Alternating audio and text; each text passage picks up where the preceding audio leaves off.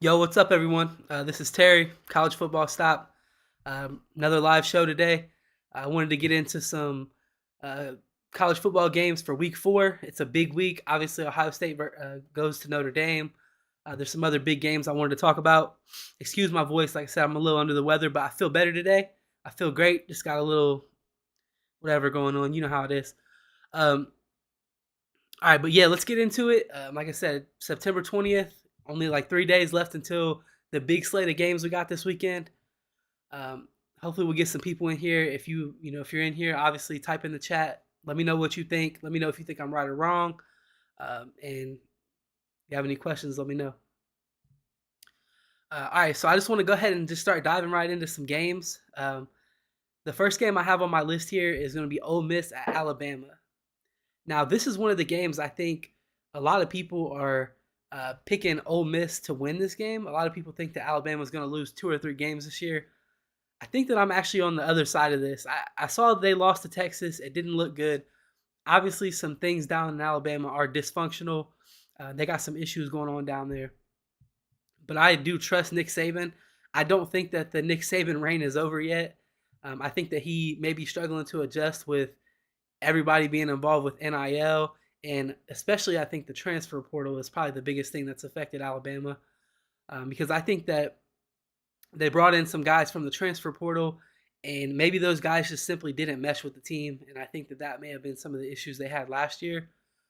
Plus, this year they got new coordinators. You can have a bad game early. Obviously, there was some quarterback issues, and I think that Nick Saban kind of proved a point by putting Tyler Buckner out there and Ty Simpson out there. And against South Florida, they only scored 17 points, which a lot of people are looking at that game thinking Alabama is not going to be very good this year because of that. But they also held South Florida to 3 points. The weather was really bad, and their best quarterback on their team, which is clearly Jalen Milroe, didn't play. Those other two guys really shouldn't be at Alabama. They probably won't be next year. I don't know. We'll see how that plays out. But I got Alabama winning this game. They're a 7-point favorite. I think they're going to win easily. Ole Miss has some close games with not very good teams so far this year, but their offense is really good. They're averaging a good amount of points. I forget. I looked it up earlier. I think it was like 46 points a game or something like that, maybe more than that. But again, Alabama, I think that they're going to be a really good team this year. I think that defense is really good. I think that Texas just came out and played the game of the year. I mean, they were going up top on Alabama and their defense was flying around. I still expect Texas to lose probably like 2 games this year. I don't think that team is built to sustain a whole season of success. So we'll see how that plays out. But I got Alabama taking that first game. Let me see. I should have put the ranks on here for what team or what rank they were. Let me pull it up real quick. All right. Let me see here. So I'm moving on to the next game though, but I do just want to see what rank Ole Miss and Alabama are in the AP poll. So Ole Miss is 15, Alabama's 13. So I don't expect an upset there. I think Alabama takes that one pretty easily. The next game I have on my list here that I wanted to talk about was Iowa versus Penn State. We'll get into that in just a second. Yo, what's up, Mark? Thanks for coming. Thanks for watching, brother. Let me know what you think in the chat, man. All right, so let's get into this Iowa Penn State game. Penn State's favored by 14 points. And looking at the rankings, I think Iowa's 24. Yep, Iowa's 24. Penn State's ranked 7. I do think that Penn State will win this game, but I think this is going to be an ugly game. I think that the weather's supposed to not be great in Pennsylvania. At least that's what I heard from one of the guys that I talked to on Twitter that's a Penn State fan. And the thing about Drew Aller, he's played really well. He did struggle last game against Illinois, and I do think that Iowa has a better defense than Illinois. So, I mean, again, if I think it'll be a close game. The 14 points seems crazy to me. And even the guy who I talked to on Twitter about football, or at least whatever, listen to him in spaces and stuff. He's kind of saying, hey, just make sure you take the under, make sure you don't take the points here because Iowa should cover that spread. And I think that Iowa defense is really complicated to play against. Even for a quarterback like C.J. Stroud last year, C.J. really struggled against Iowa last year. The run game couldn't get going, and he wasn't really making any plays until like late in the third quarter. Ohio State pulled away. They were just immensely more talented than Iowa, and there was some receivers out there making crazy catches. Ryan Day got them into a rhythm, but Penn State could really struggle in this game if they can't get their run game going, and Drew Aller has to throw against this Iowa team.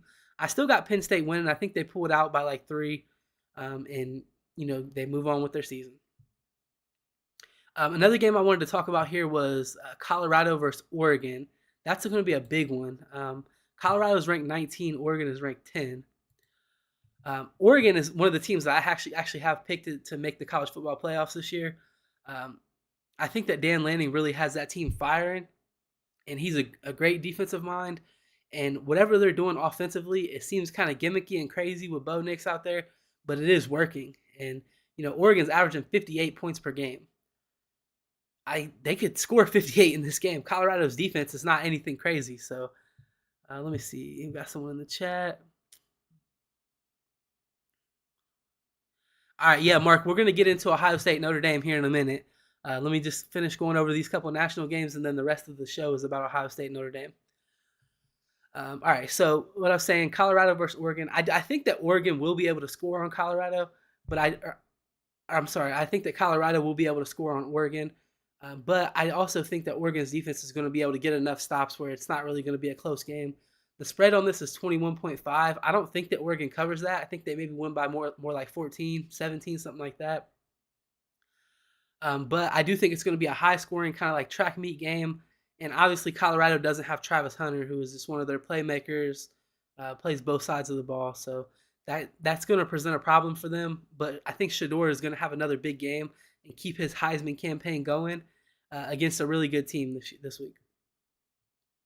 And then the last game I have here that I want to talk about before we get into Ohio State Notre Dame is my upset pick of the week, which it's Florida State at Clemson. Florida State is only favored by 2.5 points, so it's not a big upset. But when you look at the rankings, Florida State is ranked 4, and Clemson's not ranked at all. In my opinion, that's an upset. Obviously, Clemson had the early loss to Duke, but I think that Clemson's going to take care of business, is going to smother the Florida State offense. And I think that Clemson's going to be able to score on Florida State. I think they have some issues on defense. But I just don't think that Florida State is gonna like run away with this like people think. Especially last week they had a really close game that they probably should have lost to Boston College. After a game like that, you usually want to put together a good game, and they could do that and win this. But I got Clemson taking the game, and that's going to be the upset of the week. It's going to shake up all the rankings because that's probably going to make Clemson jump up to like 15, and Florida State's going to drop probably out of the top 10 if they lose that game. All right, so let's move on from the national stuff. I want to get into some Ohio State things here. First, I want to answer my homie Mark's question. He says, "How you feel those elite DBs match up with our wide receivers and Kyle?" So my thoughts on that is, I think that Notre Dame, with the secondary they have, are going to create tight throwing windows. It's a concern. I'll go ahead and get into my concerns of the game. That was one of the segments I have here. How can Ohio State lose this game? And this kind of plays right into it. The first thing I have on here on how Ohio State could lose this game is Kyle McCord could lose this game for Ohio State. I'm not saying he will. I've been someone who's been critical of Kyle McCord, and I think that he has gotten better every single week. The problem is that we don't see him consistently, or even like half of the time, making throws into even college windows, let alone NFL windows like how C.J. Stroud could. I think that in order for Ohio State to win this game, he's probably going to have to do that a little bit more than he did. I would say last week he probably did it like maybe 3 times, maybe 4. Probably not even that. I think maybe 3 times, and it was like the one throw to Emeka that he had to go up high for, and then a couple throws on that drive where they scored right before halftime. That was the most impressive drive. That was when my confidence was at an all-time high, and then they came out and didn't score the first 2 drives of the third quarter, so I was kind of worried there. But again, Kyle McCord has got to show the willingness to throw those balls. I mean, the strip sack that they had this past game was simply because Kyle didn't want to throw into a tight window. Marv was open. Marv beat his guy over the middle. He just needed to get rid of the ball. And, I mean, you got Marvin Harrison Jr. against Western Kentucky defensive back. I mean, he should come down with that ball 80% of the time. And then, so that was the first one. The second one that I have here for how Ohio State could lose this game, it kind of plays into the first one. So if we're gonna need Kyle McCord to make like window throws to win this game, that's gonna be because our run game is shut down. Now we have seen Ohio State's run game get kind of completely busted in big games like this in the past, and that has caused Ohio State to lose, caused Ohio State's offense to be all out of whack and not score in like the fourth quarter. Go back to the Michigan and Georgia game. There was no run game. Um, a lot of that had to do with Ryan Day abandoning the run game, though. I think that he needs to stick with it this week, and I think that that's where our biggest matchup advantage is in terms of our offense versus their defense is the run game. Their defensive line and linebackers don't look twitched up. They just don't. I mean, they're probably good players. They probably tackle well, but I think that if you stick to that run game, it's going to win you this game. You're going to run for 200 plus yards, and Travion Henderson, Chip Trainum, Mayan Williams are going to come out of this game looking like some of the better running backs in the country. But you can't abandon that if after the first quarter, you're only averaging 3 yards a carry, and it's just not working. You're not hitting big plays. You got to stick to it. But if that run game does get shut down, that's one of the ways that we could lose this game. And then the last one that I have on here, in terms of how can Ohio State lose the game, would be the play action pass. So I'm super confident in Ohio State's defense this year. I've been saying that over and over again. I think that they're going to be dominant all year. In every single game, this defense is going to be creating stops. They're going to be getting turnovers, putting the offense in good positions. And I think that's going to happen this game. The only way I think that it doesn't happen is if we don't stop their running game and we allow Sam Hartman to use play action to get some shots downfield. Because if our defense is having, or our defensive line specifically, is having to focus on the run game, on 3rd and 3 or whatever, 2nd and 3, those are the plays where the defensive line is not going to get any pressure on the quarterback, and he's going to have time to sit back there. And I don't care how good your secondary is. If you got 3-4 wide receivers running out, or not even wide receivers, 1 tight end, 3 receivers, 2 tight ends, 2 receivers, you got 4 guys running out there and more than like 3 or 4 seconds to throw the ball, it's going to be hard to stop them from getting open. So that was it, what I have for how can Ohio State lose this game. The next segment that I had here was kind of a quick one. I wanted to get into guys who I'm looking forward to being the best players on the field. And this is specifically for Ohio State. These are the guys, I guess, key players, however you want to word it. I'm looking for these guys to be the best player on the field. You're one of the best in the country. You should be one of the best on the field this day. And I'm going to get into that. So the first guy I have here is Emeka Egbuka. So the reason why I put down Emeka and not Marv is because I think that Marv is going to be cooking Notre Dame's defensive backs. But again, I don't have faith in Kyle to make those window throws to Marv, because if you've seen Marv play against the best teams that we played with the best defensive backs, he beats them in terms of like just getting open, getting a step on them, where CJ Stroud could get the ball to him. Marv was cooking everyone. He went for over 100 in every big game we had. But with the way the offense is structured now, Emeka Egbuka is doing a lot of motioning, and he's doing a lot of getting in space. So I have him down here as a player. You need to be the best guy on the field, meaning when they get you the ball, go out and make a guy miss, make a big play, get a huge first down. Emeka is probably not going to be going against the best defensive back, Morrison, on Notre Dame's team. So if he's not going against the best defensive back, and he's considered like a top 2 wide receiver in the country, he needs to take over this game, and I think that he will. I really think that what they're doing with Emeka is very similar to what Alabama was doing with Devontae Smith when they beat Ohio State in 2020, and that they're motioning him around, throwing him the ball behind the line of scrimmage or just past the line of scrimmage and letting him make guys miss. Now, obviously, Devontae Smith was probably a lot faster, maybe a little more shifty, but Emeka Egbuka can be that guy, and I think that he could end up being the player of the game at the end of the game. Excuse me, guys. All right, moving on to the next player. I have 2 on offense, 2 on defense for this. The next one's going to be Travion Henderson. So I really like what I've seen out of Trey this year. I think that he is more elusive. He's seeing the field a little bit better. He needs to get better at making the right cuts, which is something that he's had an issue with his entire career. But I'm hoping that he just continues to get better. I think that Tony Alford can make that happen because he's done that with plenty of running backs in the past.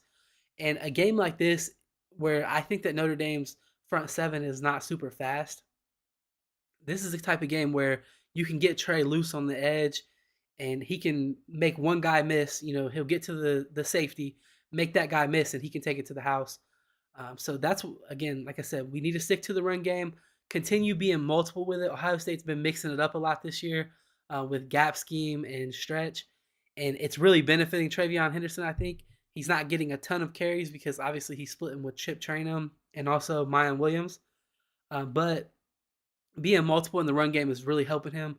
The first game of the year, he didn't do great, but I went back and charted all the runs of that game, and like over 85, I might even have been 90. I didn't do the percentage on it. It was like 18 out of 26 runs or something like that were just like stretch plays to the boundary.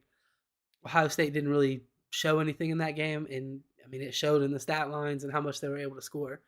But since then, Trey's been dominant, and I think that in this game specifically, I want him to go out there, look across the field at Audric Esime, and be like, "I'm better than you," and then show it when he's on the field.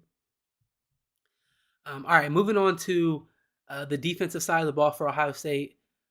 The next one I have here is Denzel Burke.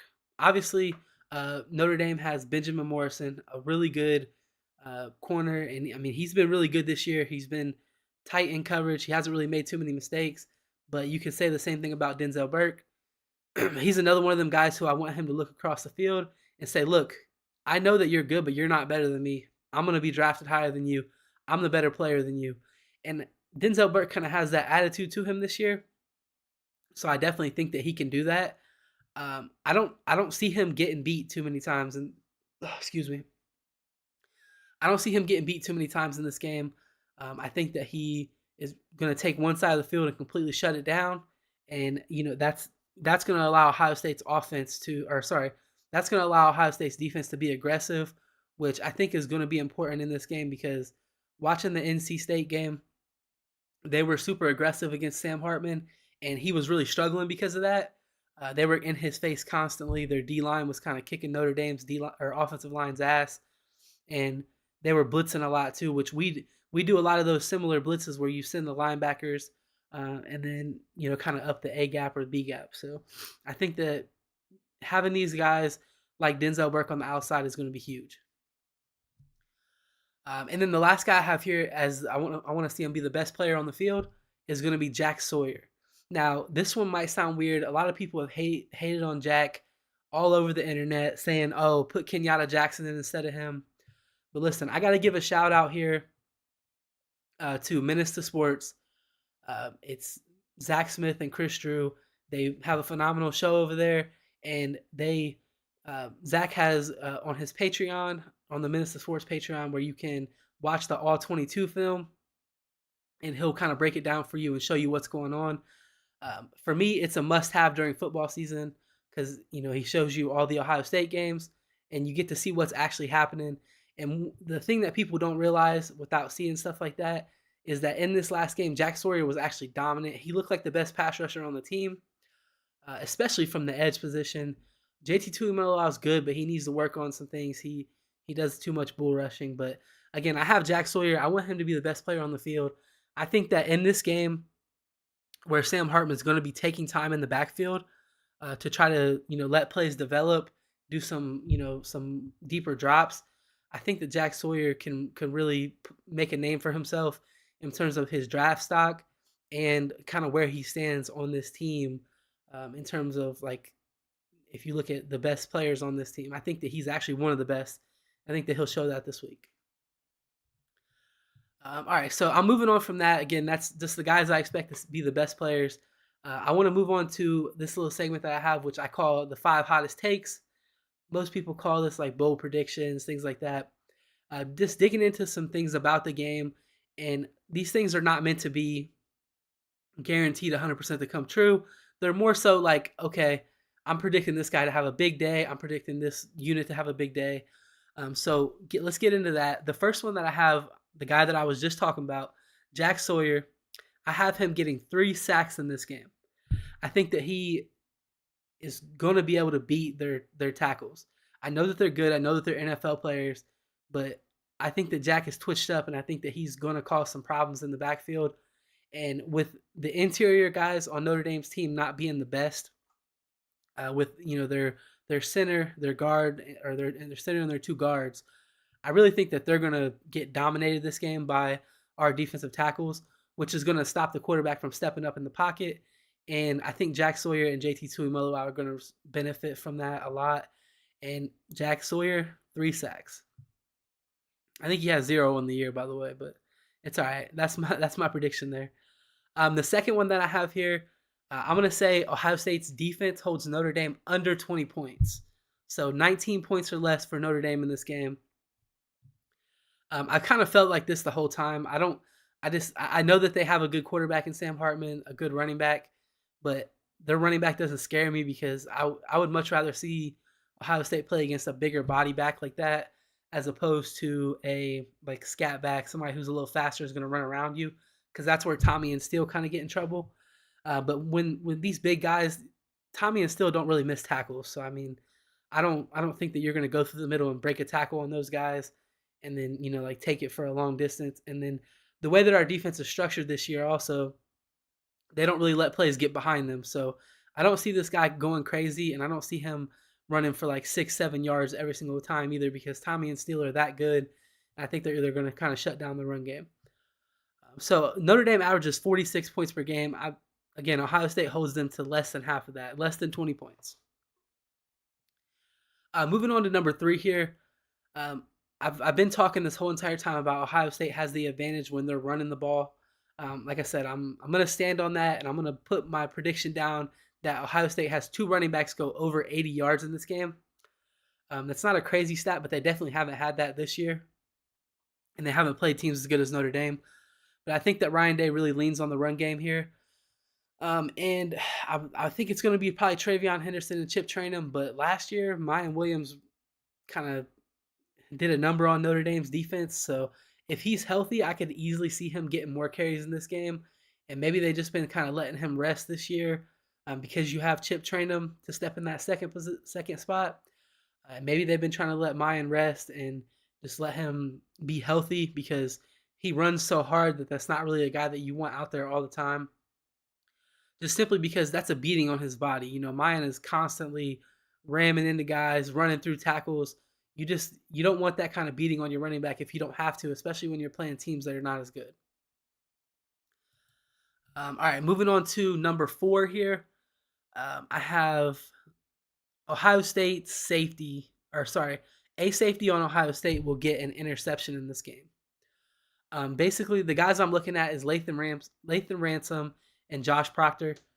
Proctor's had his hand on multiple balls this year. I think that he'll probably be the one to do it. He's been solid in coverage. I don't think that was ever his issue. His issue was just being too aggressive and not willing to like wrap up in tackles. And he's been good this year. Honestly, Proctor's been probably one of my favorite players on the defense this year. He's made a huge impact, and he hasn't even played every single game. So, the Youngstown State game, he didn't even get to play.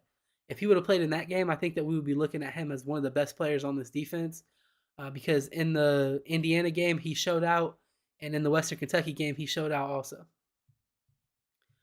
And then the last thing I have here is the defense scores a touchdown.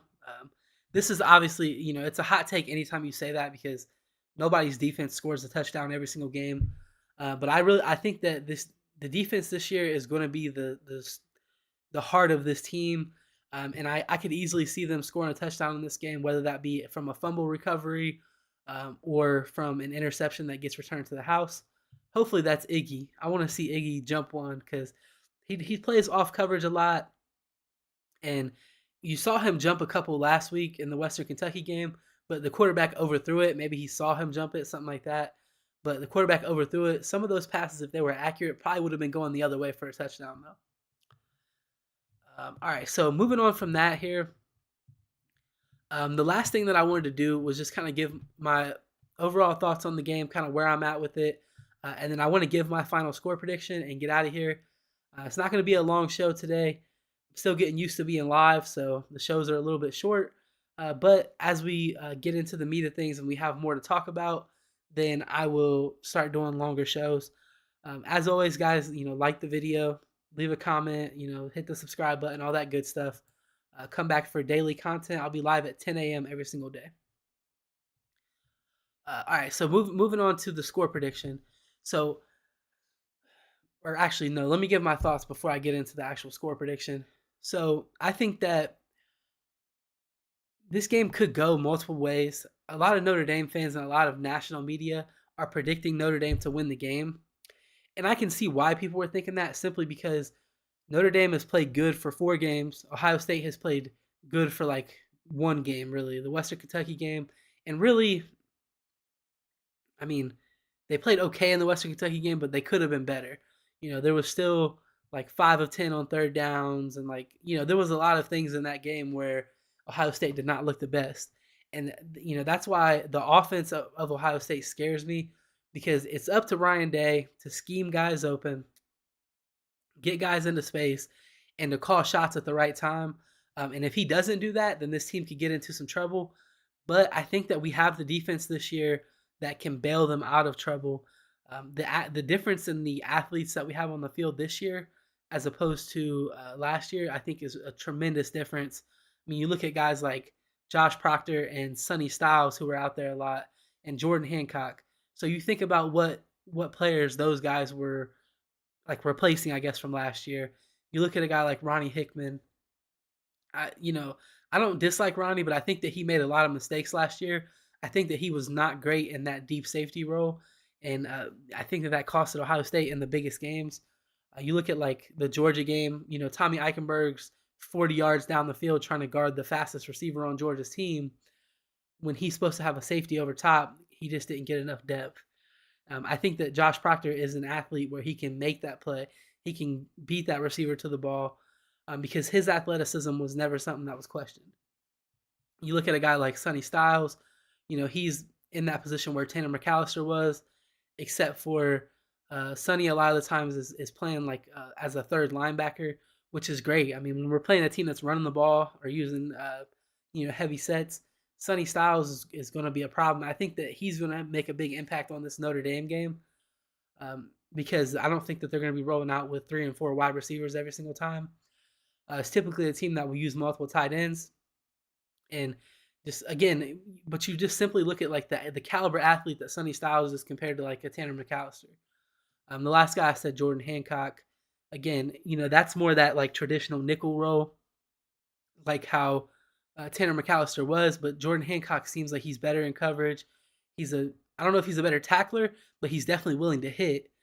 So I love that. I think he forced a fumble last game, and again, just plays like that are what can make or break a game. And I think Jordan Hancock has that dog in him that we need on this defense. So again, I think Ohio State's defense wins the game for them. My final score prediction is going to be 31-17. And before you start like, oh, that's a crazy score prediction, I don't think this is going to be a blowout. A 14-point win is not a blowout when you score late in the game. I think that this game is going to be something like a 24-17 game with 5 minutes left in the fourth quarter, and Ohio State throws a screen pass to Travion Henderson. He takes it to the house from the 50-yard line, and it makes it 31-17. And excuse me, guys. Like I said, I'm a little sick, but again, I think that they just at the end of the game, Ohio State makes a play that kind of makes it look like a blowout, but really it's like a 7-10 point game the entire game, and Notre Dame is in it, or even they maybe start the game off winning, and then Ohio State kind of runs away with it late. But that's my prediction, 31-17. I'm gonna go ahead and wrap the show up here. Show was only like 17 minutes, I think. I thought it was longer than that. Maybe I'm tripping. Maybe I'm looking at the wrong thing. But yeah, again, I'm going to wrap it up here. Leave a like on the video. It's going to help me out. It's going to bring more people in here so we can chat it up. Hit the subscribe button if you're in here. Peace out. You guys have a great day.